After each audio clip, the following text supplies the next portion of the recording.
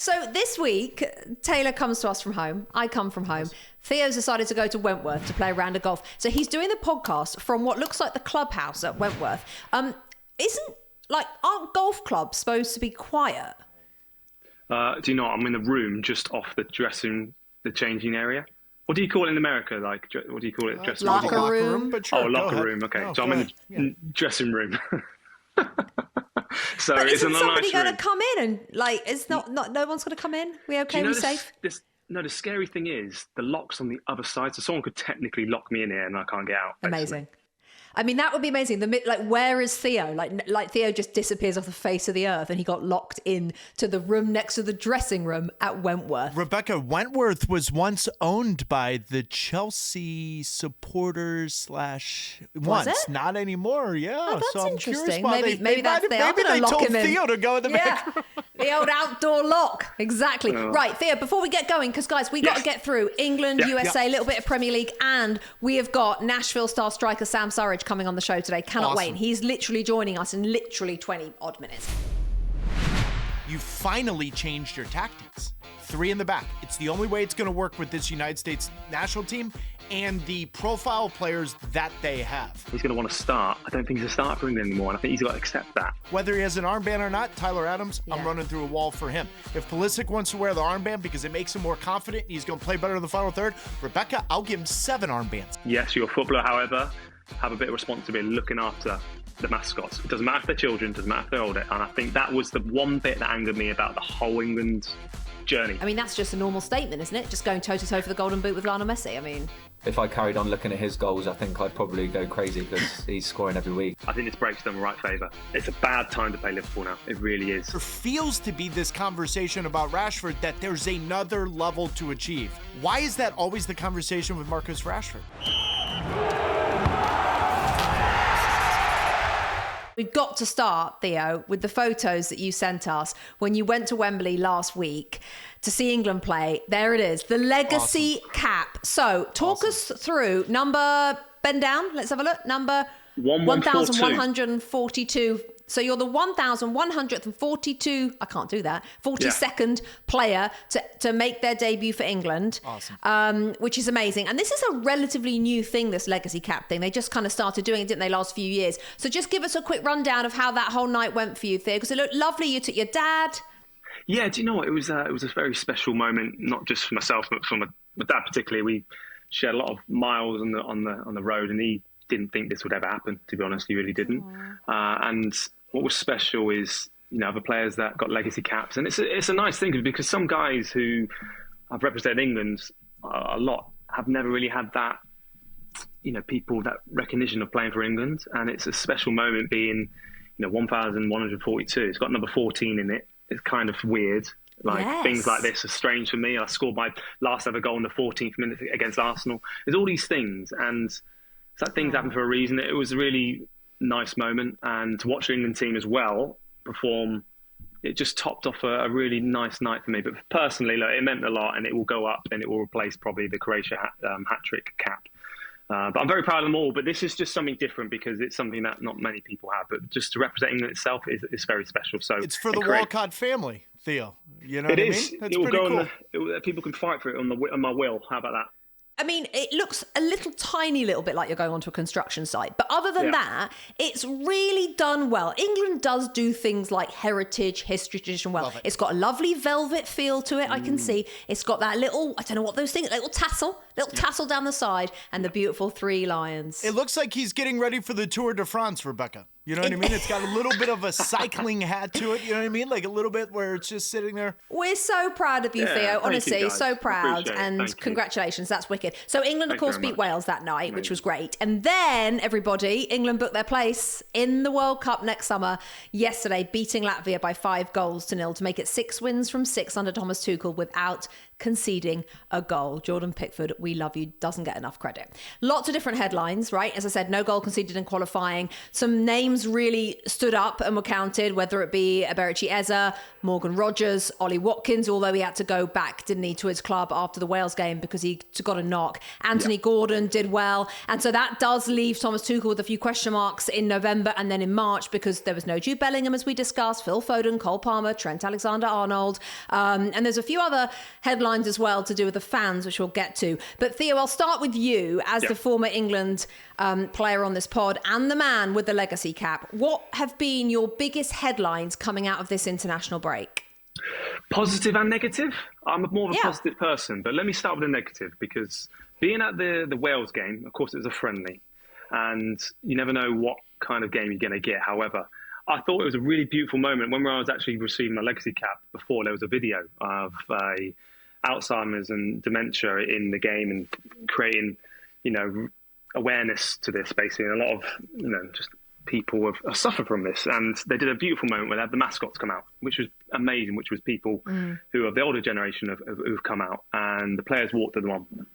Amazing moment. However, I did notice during the national anthems that they left, two of them particularly, one of them that was in a wheelchair. And in that moment, he may not know this now. When you say they left them, so Theo, when I you mean say the left players? them, so basically they all came out, and when the Welsh did their national anthem, they all huddled together, and the mascots were all together. The sad bit of England, it's not been seen, or it's not been known. People haven't really seen it because they look at the performance, which is fine. However, it really frustrates me when I see the players that will go into something. Do they even know the awareness? Do they even know what they're going into? Do they even know about the charities? And you tell me, Theo, do players get told that? Well, sometimes players don't really understand what they're doing at times, and that's a frustrating bit, and they should be aware, and because it's really important to recognise, this disease. And, I don't like singling out players. However, it just shows the mindset where people are and players are, and forgetting about the person. And it was such an interesting moment and sad moment when I saw the chap in the wheelchair, bless him. He was at the 1966 World Cup final. And so Jeff Hurst did the video to say to this gentleman that you're going to be a mascot. And he's obviously in bits and he's amazing. And then the national anthem, he's left where they all huddle up, the England players. And that was tough to see because none of the guys was trying to help. And I don't want to dwell on that. However, I just feel it's important to recognise, look, yes, you're a footballer. However, have a bit of responsibility looking after the mascots. It doesn't matter if they're children, it doesn't matter if they're older. And I think that was the one bit that angered me about the whole England journey. You actually messaged us about that, and I hadn't seen that little bit because, like you say, I don't think the camera's got it. But if you were at the stadium, you would have seen that, and if you were taking note like you were, and I knew that you were upset about that, and that's really interesting. And as much as you're right that players should do that, and often lots of players do, and often we've seen players do brilliantly, especially with kids. But like you say, anybody who gets that chance, I think that's the FA. The FA need to have sat the England players down before that game, showed them a video. I don't care. It's a friendly. There's no rush. There's no drama. It's Wales at home. We're gonna win the game. I'm sorry, we are. Yeah. So show them the video. There is not a single player in that team who hasn't been affected by that disease in terms of their family or friends. And if they're not being affected now, then the staff will. So the staff can say my dad or my grandfather. We will. I mean, I've got tons in my close circle of friends, as I'm sure you guys have as well, who've been affected by dementia and Alzheimer's. Yeah, Rebecca Taylor as well. You got to realise the family's seen all this. They remember this. Yeah, I know. In that moment, the mascot won't, and that's the sad truth when you think about it. So look, I don't want to dwell on that, but it was just really sad to see. However, we need to do better. And I think I totally agree. I think the FA should really look at themselves in that sense, and they've been brilliant. However, calls like this really do, I saw it, but no one saw it really properly. So it's interesting. Okay, guys, let's turn our attention to the football. Yes. Taylor, you'll have kept an eye as well on what happened. What for you stuck out, Taylor? I'll come to you on that. First and foremost, Thomas Tuchel's identity. What is it? 6 wins from 6 without conceding a goal. Mm-hmm. And so he's naturally, that's who he's going to be. That's how he's going to build this team on an international level. I still think, and listen, I could be wrong on this, I don't think there's a selection headache when it comes to talking about the Jude Bellinghams of the world, the Trent Alexander-Arnolds of the world, the Cole Palmers. They're not there. But if we really are going to try to get into this conversation and have a hot take that those 3 are going to be playing for their international spot, I don't believe that. Now, in saying that, I've always been a big believer. It's always good to have a bigger pool. Just because there may be this random injury that pops up before the World Cup, and you've got to make a decision. And so the Gordons and the Rogers and the Watkins and the Ezes of the world, it's proper to get on the score sheet. It's proper to have a good performance. You plant the seed in the back of the manager's mind that you can do so. I just don't think there is a selection headache. However, I'm going to bring up Marcus Rashford because the interesting one for me is there seems to be this pushing the button of motivation for him at the club level. Tuchel even afterwards said he could be one of the world's best with consistency, but needs to improve his output. You guys have seen the numbers. What is it? 18 goals out of 63, 65 caps, whatever the number is. That's good enough on some level. But yet there feels to be this conversation about Rashford that there's another level to achieve. Theo, Rebecca, you guys are closer to this than I am. Why is that always the conversation with Marcus Rashford? Do you know what? It's an interesting point you say this, because we're at the point now with Marcus, and I've been in this situation before with he's going to improve. You know what he's about. You know his strengths. You know his weaknesses. You know when he performs well is when has that freedom, like we always discuss each week, actually, and that smile, like when he smiles, he's like, it's that kid again. That's that Marcus Rashford we know and we love when you came into the scene. That new release energy, we know what to expect. It's just enhancing that and unlocking that constantly. So I feel, for me, will Marcus Rashford accept being a impact player? I still don't know. I still think playing for Barcelona, doing as well as he wants, and he's doing right now, he's going to want to start. I don't think he's a starter for England anymore, and I think he's got to accept that. I don't either. But yeah, it's a really good point you're saying. I hear the fact that he isn't going to improve. This is Marcus Rashford now. Yeah, I mean, this is who he is. Now, Rebecca, at the international level, I could make an argument. Marcus Rashford may have longevity if he accepts the reality that he's going to be the second half sub. He's going to be the guy that can change the game for England coming off the bench. And every footballer around the world goes through this transition, different times, different ages, doesn't matter when it is. But more often, it's the attacking player that has to go through this of, at the club level, I'm this guy. But at the international level, I'm this guy. Or vice versa. At the international level, we've seen a couple players thrive at the international level, and at the club level, you're wondering who that is. The conversation around Marcus Rashford is consistent, and I wonder why it's consistently the same question. Can he improve his output, and can he accept a different role? I just don't know that a player who turns 28 in a couple of weeks' time should be subject to having buttons. But like, are you not 10 years into your high level career, and he was high level at 17? Do you need to be poked and prodded by your club manager? No, right? That is a problem. I agree. So yeah, Rashford is I think at the moment in danger of going down in history as a bit of an enigma, a bit of a mystery, and a bit of a drop off. Absolutely so close to fulfilling potential, and ultimately doesn't look like he will. Although he has time. What? God, I can really relate to him massively. He started so young, guys, and I think again we keep forgetting this. He's achieved some incredible moments and incredible time in his career when players were just developing in the background. He had to develop in front of everyone at a tender age, on the field for the biggest club in the world. I had to develop in front of everyone after going to World Cup when I didn't ask to go to it. All of a sudden, I have to ask and do things that I'm not comfortable doing or have to do, accept it, and people judging me in that sense, thinking, God, he still needs to develop in his mind. He's only 16, 17.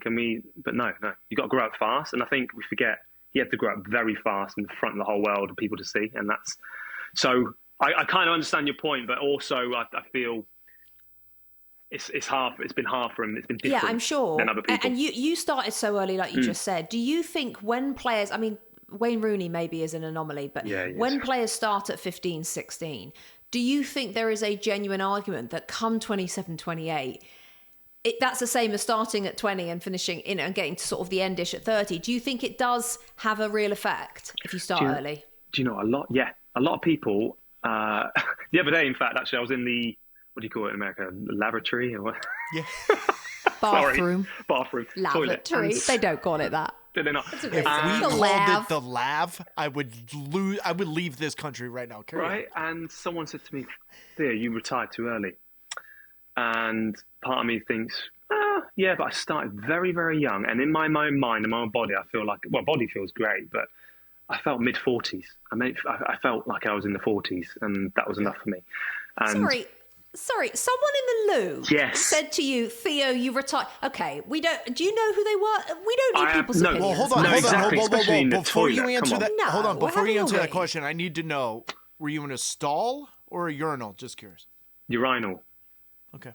We say urinal, you say urinal. Anyway, guys, that is really this podcast sometimes does take interesting left turns. It does.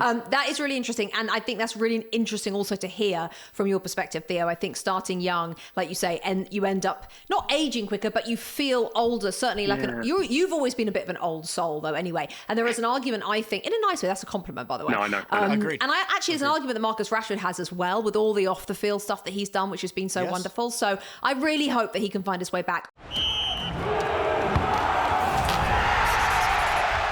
I want to talk about the United States because arguably that's a bigger story right now. The United States of America under Mauricio Pochettino had you right 2 goals to secure a 2-1 victory over Australia yesterday. They'd had that really impressive 1-1 draw last week against Ecuador, 2 international friendlies. Christian Pulisic went off after about 28 minutes yesterday against Australia with what looked like a hamstring injury, which is a bit of a concern. Crazy game against the Aussies. Chris Richards, obviously my absolute fave, afterwards said, "They're lucky it was a friendly. I was ready to go. And if the ref didn't give me a yellow in the corner, I probably would have killed somebody." This is the guy that in an interview this week said, "I want to go down as the best defender in the history of the United States men's national team." And I actually think he is, whether he ends up being that, he's certainly on the right track. 3 at the back, Taylor, is where we definitely are now for the United States. Balogun with goals. Had you right with goals. Finally, some strikers. Finally, it feels like Pochettino has turned the corner. And as he said himself, we're talking about the team and how they're playing, less about do these players care. Some of that, I agree with him, and some of that I disagree with him, because I'd also say he's a culprit of why we're talking about attitude and commitment, because he brought it up. Others did not. Now, I don't want to go down the rabbit hole of Christian Pulisic missing the Gold Cup and all of that, but the point is the conversation was started by the manager, the head coach, Mauricio Pochettino. So that's part of the reason why we were talking about it. The other part is this. You finally changed your tactics. You finally put the players in spots to succeed. 3 in the back. It's the only way it's going to work with this United States national team and the profile players that they have. I thought the Ecuador game was the first time in a very, very long time, which is crazy to say, since the 22 World Cup, where I saw every single player have an idea of what they wanted to do. I love the fact that it's against South American competition. And for those of you that are getting used to my opinions and listening to this podcast, I have said all along, the United States, in order for them to get better, they have to play South America competition, CONMEBOL. It's part of our weather, atmosphere, travel, altitude. It's a dogfight. That competition prepares the United States men better than any competition. And that's happening in November. Yes, Paraguay, it is. Uruguay. And that was important that they saw Ecuador. Mind you, Ecuador finished 2nd in World Cup qualifying in South America.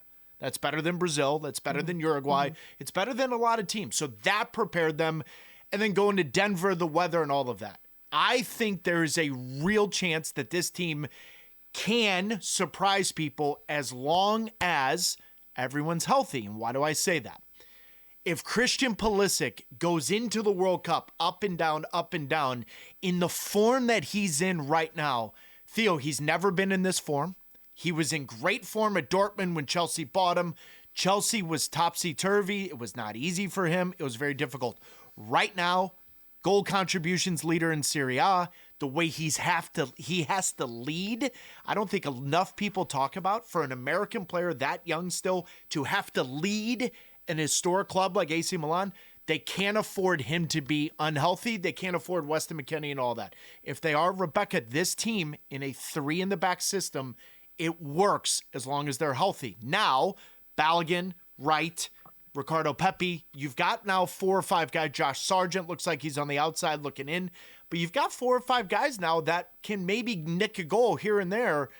This is more positive than where we were 6 months ago. It's way more positive than where we were 18 months ago. But I don't want to be prisoner of the moment. I still want to see this another time, probably in November, and then ultimately in February and March. I was going to ask, actually, in regards to generation of just footballers in general, but I'm more in the States. If you look at it for players in the States right now, I always felt when I was playing, it was more skillful attributes of players.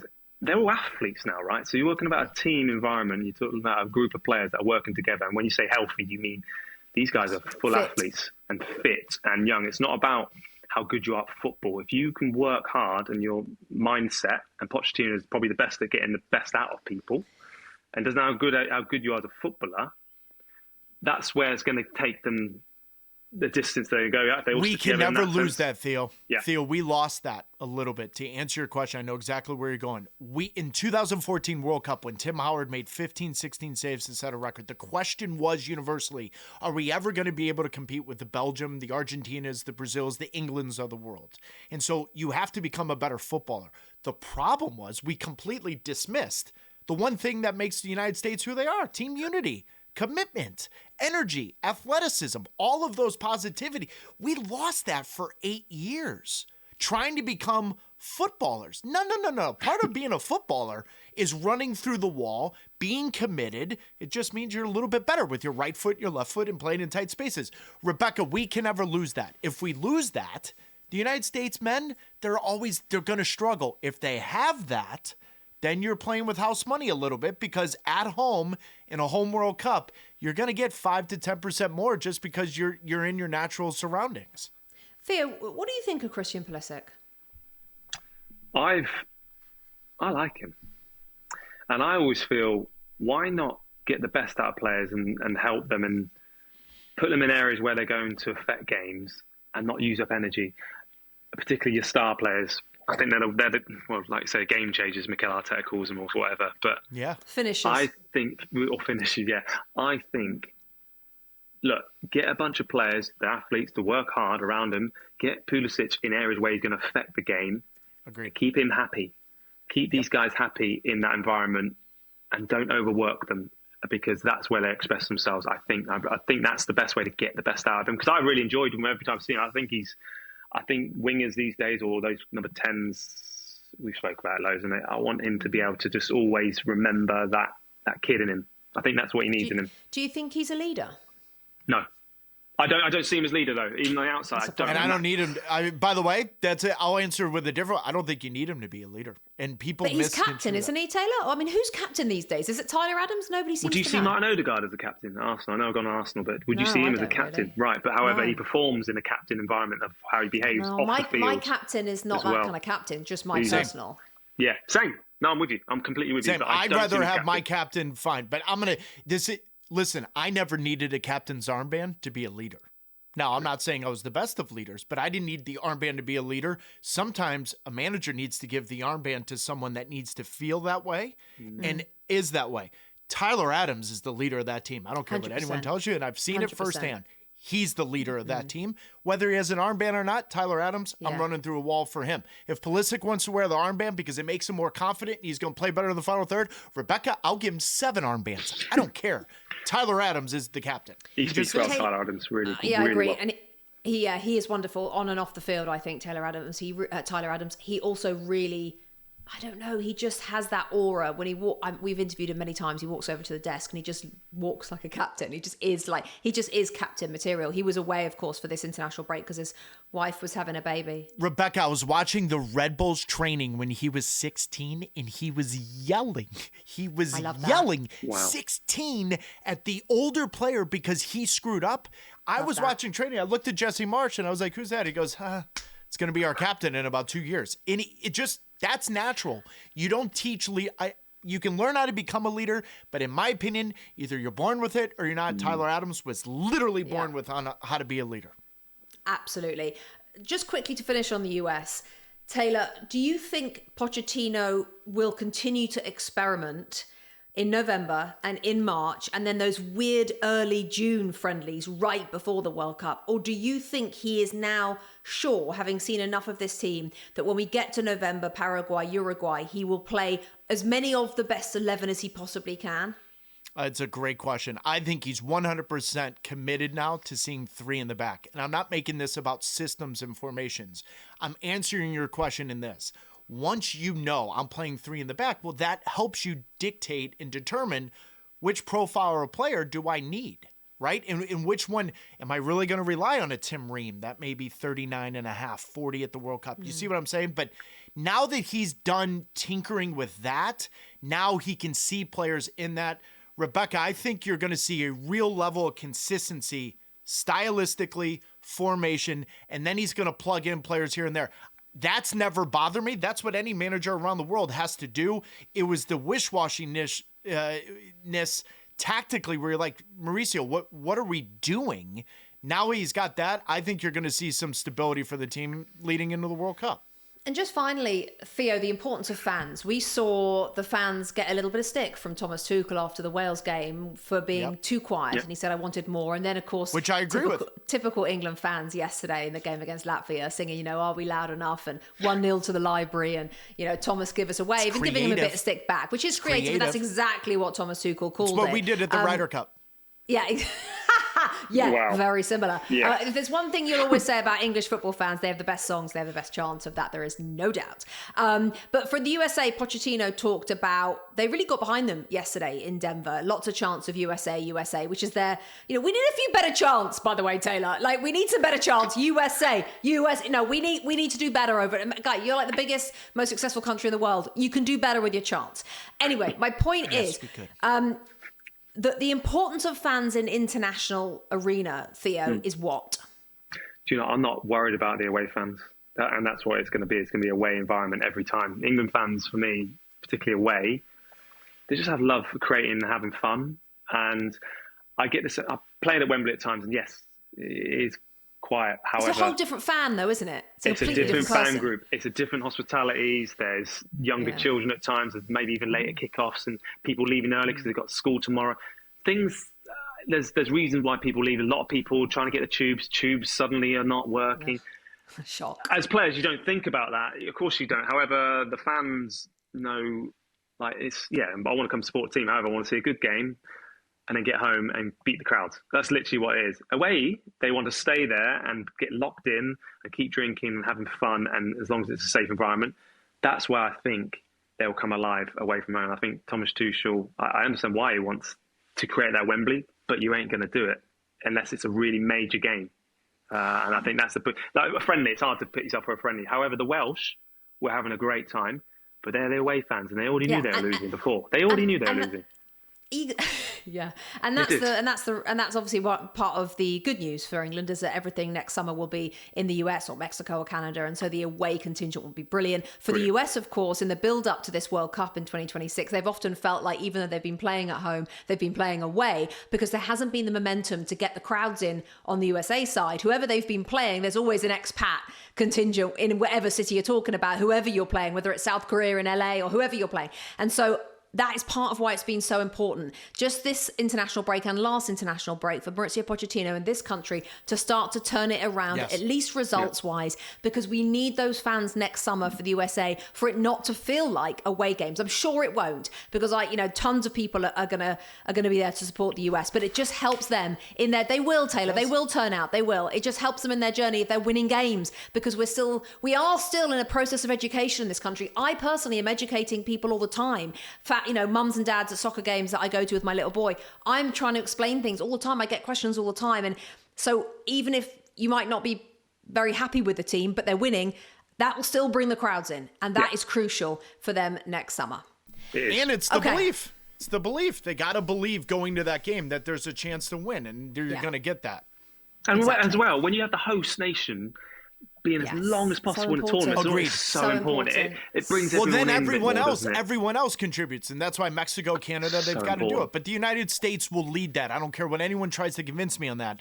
The United States will lead everyone else in that World Cup, and that's why leading up to that World Cup, they've got to win games like they're winning right now, because then people will forget about the last 3 years. Except when they play England, they lose. I never forget. I will never forget. You'll lose to England when we play. If you get that far, wouldn't it be amazing if we were in the same group? It would be amazing. Oh, it would be amazing. Okay, guys, we got to welcome in. We got to welcome in our special guest. Sam Surridge is waiting to talk to us. Let's get him in.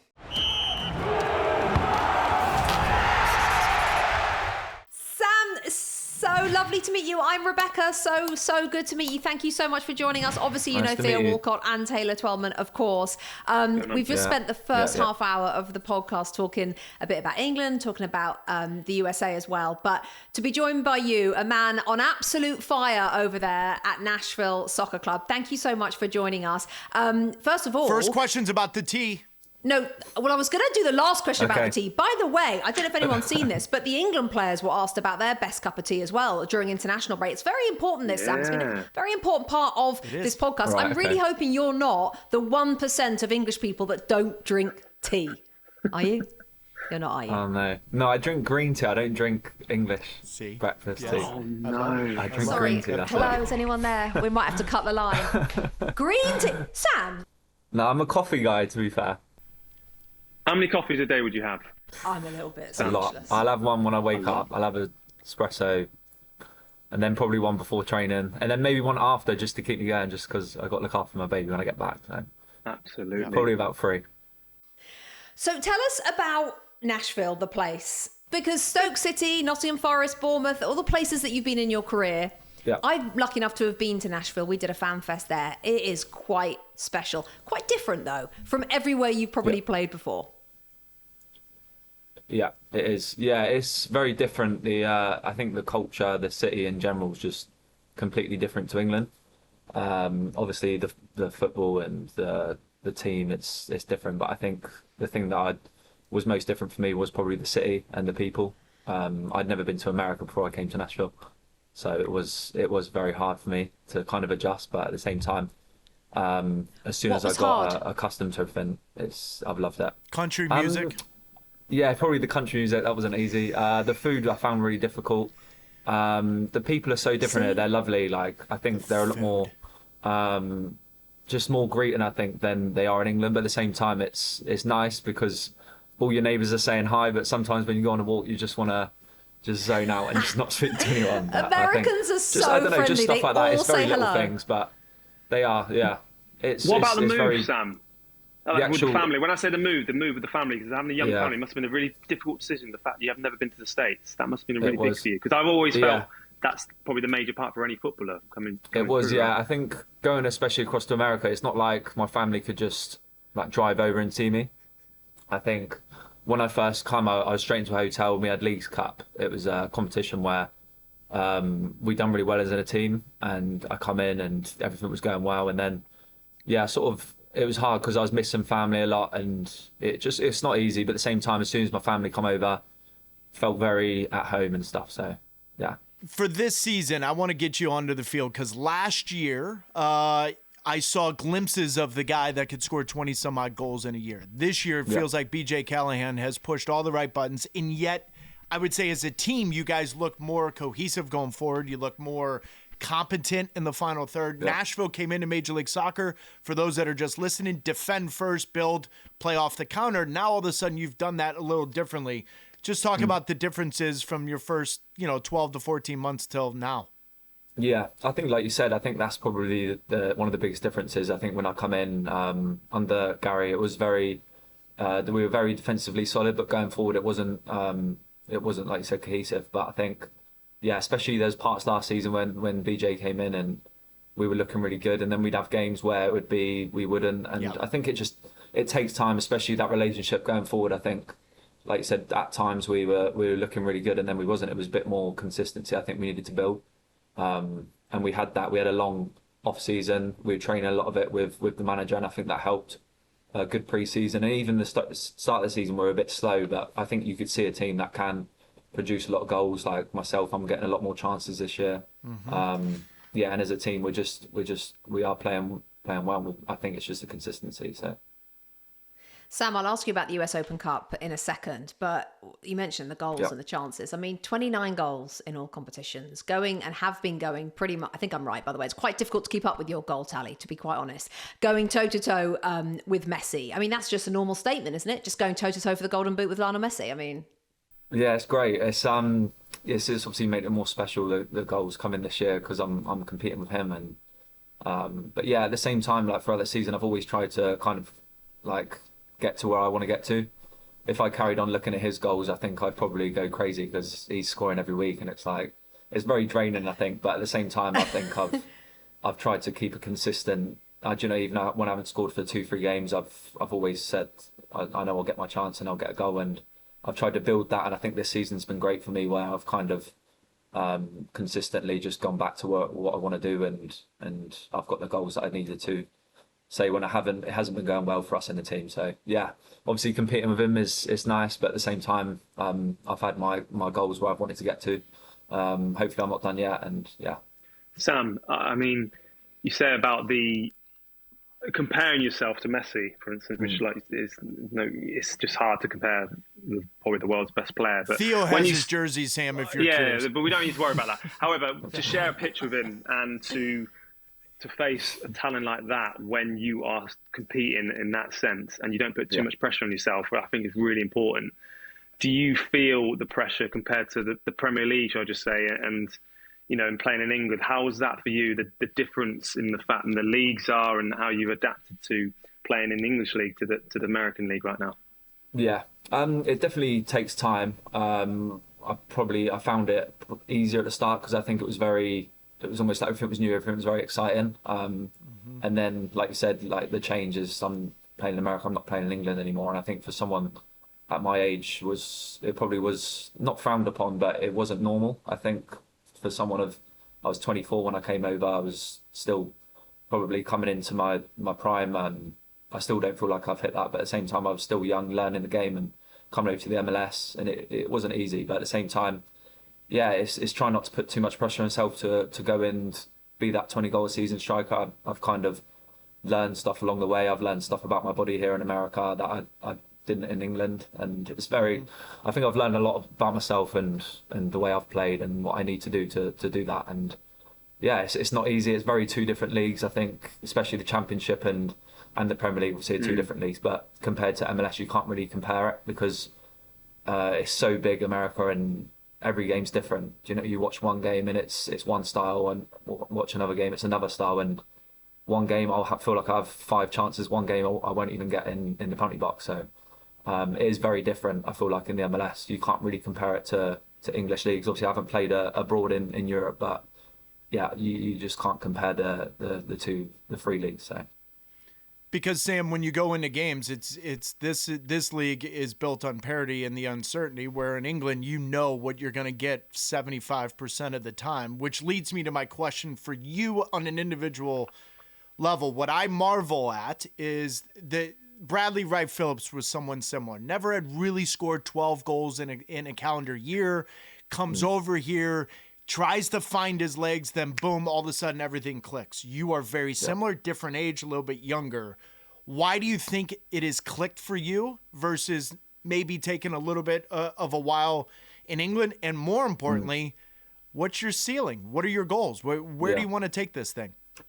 I think, from when I was younger, I was obviously coming through Bournemouth. They just got to the Premier League, and I think Eddie Howe, he relied on a lot of senior players at the time.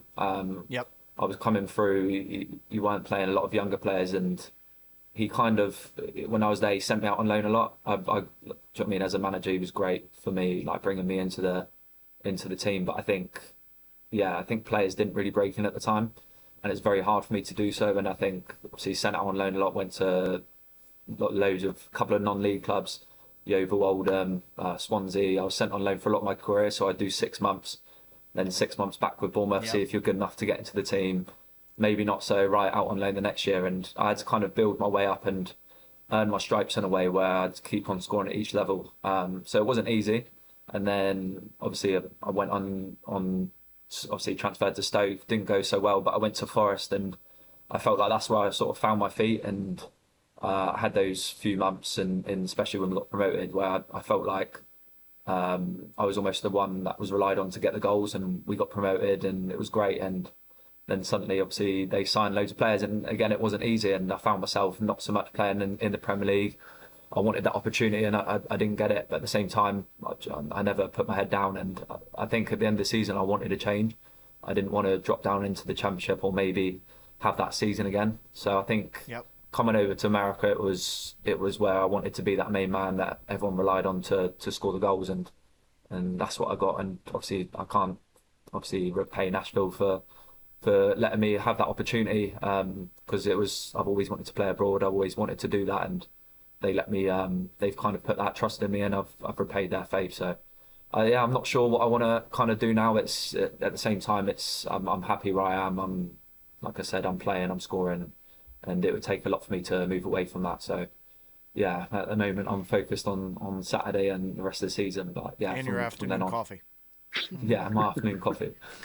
Well, Sam, last question. You're definitely repaying them, that's for certain, because all the goals, and then, of course, the big moment against Austin in the US Open Cup with that winning penalty. We won't talk about the sending off for the celebration. We'll just focus on lifting the trophy, because, I mean, that rule, by the way, but anyway, we could talk about that rule another day. Just how special a night was it to win silverware? Yeah. Yeah, it was amazing. Obviously, Nashville was their first trophy, their first professional, and it was it was great for the city. And we knew from the start of the season, the manager said to us that if we win a trophy this year, it'll be the first in Tennessee history, and it was amazing for us to kind of give that to everyone. And yeah, Nashville as a city is brilliant, and I think you can always look back in the future and history, and we were the first ones to do that. And obviously, Nashville being a newer franchise, it's good that they've got it now, because then they've kind of got that burden off their back, and they can keep going and get more.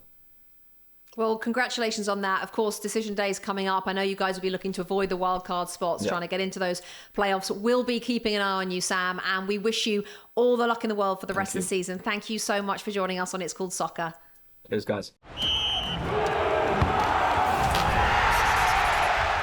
Premier League is back this weekend. I don't know about you, but international breaks, whilst they're very welcome on a personal level, not going to lie, had a lovely holiday. Had a lovely holiday. Also, I can understand why FIFA and UEFA and whoever else has all these wonderful ideas are looking at making them different, because I do understand that fans get very frustrated, especially the September break where there's 4 games and then there's a break. So the Premier League is back, which everyone will be delighted about. Full roster. I think that's what Americans say. Full roster of games. Do they say that? Okay. 8 matches, 7 matches on the... I don't know how many games there are. There's a lot of games, all right, on Saturday. And then on Sunday, the big one is Liverpool against Manchester United. So, Theo... United haven't won at Anfield since 2016. Liverpool, if we remember, have lost the last 2 in the Premier League.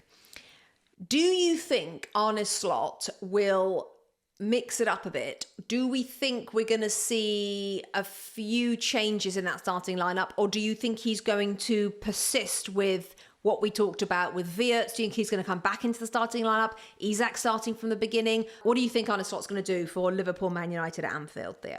I think as well, we always speak about international breaks not coming at a good time. It's coming at a really good time for Liverpool. It's even just to get yourself away from how constant and serious Slot is and how he's been affected by the performances, because there's not been their performances. So I think he can dwell on it too much. I think this break's done the right favour. I think it's a good time. It's a bad time to play Liverpool now. It really is. I think they know the levels they need to get at. It's Man United. There's no other game that you are ready for this and that's going to get you up to the levels of what they expect. So for me, it's not about performance. It's about the work ethic. We're talking about this before, not about the attributes of players. It's how you're going to work to win this game. And I think that's essentially what it's going to come down to. I think he's had time to really digest the performance. However, I don't think he's going to dwell on it. I don't think he's that type to dwell on those losses now. I think it's important for him. That's why I'm saying about this international break. It's a good time. So players like Ekitike, he's gone away with the French team, not played that much. That's a good thing. However, if he's eating a lot of food, because that tends to happen when you're away on international break, you eat a lot of food and don't train as much. You do. I always used to eat too much food. Why? You would be in a room and then you suddenly got snacks there. You got training, you have more snacks. Yeah, it's different now. However, oh my God, sign me up for international break, Jesus! But no, I do feel I was a Hall of Famer bench player for the U.S. men's national team. I could pound food in 2 seconds. Really? No plenty of digestive biscuits. Duh.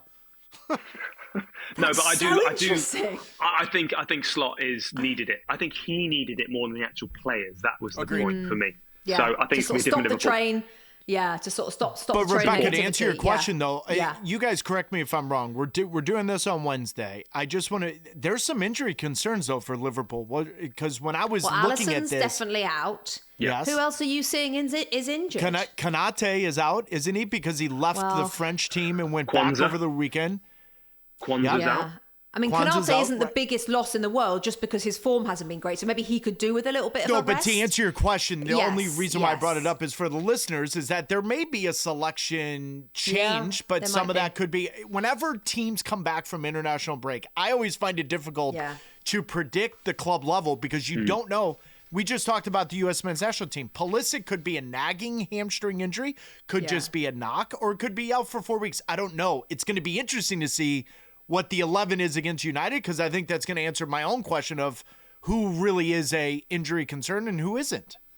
11:30 Eastern, Liverpool against Manchester United. Who ate more during the international break? Find out on Sunday afternoon. Right, that puts us nicely into picks of the week, guys, okay? And if anyone heard last week's episode where Taylor did some research, which was, by the way, amazing, we decided there are two systems that we're going to play, and we're going to pick one today, okay? So the first system is it 2 points for a result, 5 points for the correct scoreline, and 1 point, which I think is a bit mean, for the correct scorer, okay? System B would be 1 point for the result, 1 point for the score, 1 point for the correct scorer. Whichever way you look at it, Theo's winning, Taylor's second. As long as that was my question. I'm third. As long as I'm winning. That's I know. All right, fine. The headline is you're winning. I always like the more points, the better. Right, so let's do System A. I'm basically deciding it. We're not taking it to a vote. So no as vote. things stand, Awesome. Theo's on Good. 31. I'm glad I'm here. Taylor's on 29. Thank you, Taylor. Rebecca is on 15. Love always in that third person. Right, so we're going to do the 3 games this weekend. Man City Everton, Saturday, one of the 10 a.m. Eastern games. This one's quite interesting, Theo. Your old club Everton going to Manchester City. Everton, who ended Crystal Palace's 19-game unbeaten run, look quite handy. Jack Grealish has had a lovely rest. And Manchester City don't know what you're going to get, except if Erling Haaland bloody plays. Whoa, flipping heck. So, how are you seeing City Everton go? I'm seeing a big part of Everton being missing, with being Jack Grealish, of course, not being able to play. I think that's a major factor. Oh, I forgot that. Of course, because he's on loan and you can't play against your parent club. And a lot of people hate that, don't they? Good shout. It's a stupid rule. When you pick someone who's so important to the team, and he is, just his influence on the day of the game, all these things matter. I think it'll be an interesting result for Everton. I see Man City 2-0 comfortable win, to be fair, Haaland. I love that every time, by the way, listener. I mean, why would you pick anyone else? I don't know. Yeah. Because sometimes it's the I one like time... to pick other things, Taylor, because I think agree. if you pick Rebecca, other things... This is your world. We're just living in it, so pick you something are. different. No, you are just living in it. Although I would say the system A, 1 point for a correct scorer, you might as well go for Haaland. It's not going to change your position on the table, although, quite frankly, it could change mine, and that is needed. Man City, Everton, Taylor. I'm going to take 3-1. And I'll take Haaland. 3-1 City. yeah. If I take 3-1 Everton, you can punch me in the face. I have to. Well, I mean, I was thinking of doing. Go on. No, you need Rebecca. You need to get back into the game. You're absolutely right. I mean, I think I actually do. But when I look at System A, 2 points for a result, 5 points for the scoreline. I'm not sure we've got that the right way around. But anyway, I'm going to go draw. Right. Yeah, I think I'm going to go 2-2, Theo. I know you're saying 1-1, but I think I'm going to go 2-2. Smart. I think it is smart. You'll be out of the running by I'm going to be out of the November relegation 1st. zone by Christmas. Okay, Vancouver FC Dallas, Saturday, 9 p.m. Eastern. Go, Taylor. This is interesting. FC Dallas is playing for their season. They're playing for their playoff lives. Vancouver is playing for the number 1 seed in the West since Thomas Mueller has taken over that team. There's a new energy. There's a new group. Nobody wants to go play in Vancouver. So it's kind of Vancouver survived during the international break to make up for games. So listen, the reality is Vancouver wins this game. Thomas Mueller takes another one. I'm going to take 3-1 Vancouver because FC Dallas has to win to stay into the playoff picture more than likely. So they're going to chase. There's going to be a lot of goals. I'll take 3-1 Vancouver, Thomas Mueller. That's a great shout. The fact that Dallas need to. They're going to open up, aren't they? Yes, goals. they are. Interesting. I'm going to go 4-1 Vancouver. Wow. By the way, I didn't give a scorer for 2-2. So it's obviously Haaland, just for the Man City Everton one. Yeah. Just forget that. So you're going 4-1 Vancouver. You say nobody wants to go to Vancouver, obviously, from a football point of view. I want to go to Vancouver, though, in actual life, because people tell me it's one of the greatest cities, and I also would like to go to Vancouver Island, which apparently is like a little top haven. Top 5 in the world. Rebecca, that's top 5 in the world. Is it really? Oh, I think that's where I might belong. It's really good. Okay, I'm going to copy Taylor. 3-1. Okay. A lot of goals. Liverpool, Manchester United, we've talked about it. Sunday, 11:30 Eastern. Theo? I'm going to go for a Liverpool's first clean sheet. I'm going to go for a 2-0 Liverpool. Let's go for a McAllister. Very different. Why not? 2-0 McAllister. Taylor? I'm going to take Liverpool are struggling to keep a clean sheet. So I like what Theo's thinking. I just don't know. I get it. United haven't won at Anfield since, 16 or whatever it is. So yeah, I will take Liverpool. I'm going to take 2-1. Okay. And, God, I want to go Isak so bad. Ekitike. All right, 3-1, I'm going Liverpool, and I'm going to go Szoboszlai for my goal scorer. Just before we go, question of the week from our listeners and viewers. This one is Charlie from Boston in Massachusetts, not far from you, Taylor. Yeah. Theo's former teammate Jack Wilshere has taken over as Luton Town. Not only does that all make us feel about 105, but was there a player that either of you played with who you always thought would go into management and coaching? Or maybe one that you surprises you hasn't yet gone in? Who's got one for me there? Pat Noonan and I went to grade school together. I remember. We had him on the pod. No, we've known each other since we were 5. I would have lost $100 million in betting that he would never be a coach. Oh, ever. Really? He hated watching soccer, couldn't stand doing anything away from the field. He just set a record for most wins in a 3-year span in Major League Soccer. He's the most studious coach I've ever seen. He does the most research I've ever seen. He can talk about anything in England or in Spain. I am shocked. I'm stunned. I am as perplexed as anyone. My father, my mother, everyone's like, is that still the same Pat Noonan that never had green beans and mashed potatoes as a kid? And yet this guy's now setting records. So I answered it differently, but that I would have bet my life that he would have hated coaching, hated soccer, and yet here we are talking about winning Coach of the Year. Go ahead, Theo. I gave you enough time. I love that. Also, my kid doesn't eat green beans and mashed potatoes, so fingers crossed he's also on the way to absolute stardom. Theo? To be honest, I always felt Arteta, Cesc, and Van Persie were going to be managers. I did. I never thought Jack Wilshere would be. And I never ever saw that. Which means he's probably going to be decent. But you probably didn't know. But Theo, you probably didn't see him finishing so early because of all the injuries either. So, do you know what I mean? I feel like he's had to do something, hasn't he? Because he finished so early.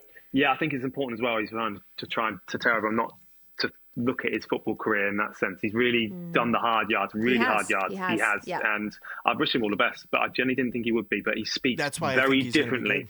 I think, I agree. I think he's matured as a person as well, away from football. So I think that helps. Not saying he was He also mature, needs it, Theo. He needed it. He did need it. He did. He needed that. You know what I mean, Theo? Well, like, he may have this part of him. Sorry to interrupt you, but I love the way you phrased that. There's an incompleteness to him because he didn't live up to whatever. Now he's probably motivated. And motivation is so important because in order to be a coach, and anyone listening to this, it is a craft. You have to learn how to manage. You have to learn things. You can grow. You can fail. It's no different than being a player. It wouldn't surprise me if Jack's good because he got an incomplete playing career.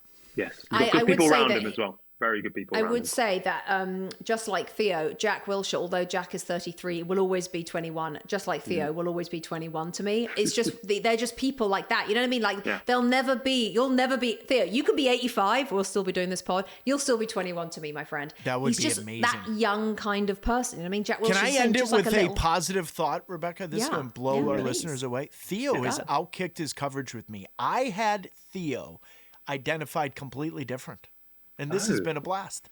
What do you mean? Interesting, yeah. Just like Jack Wilshere. I think Jack Wilshere is going to be... Yeah, I did. You thought he was going to be what? Boring as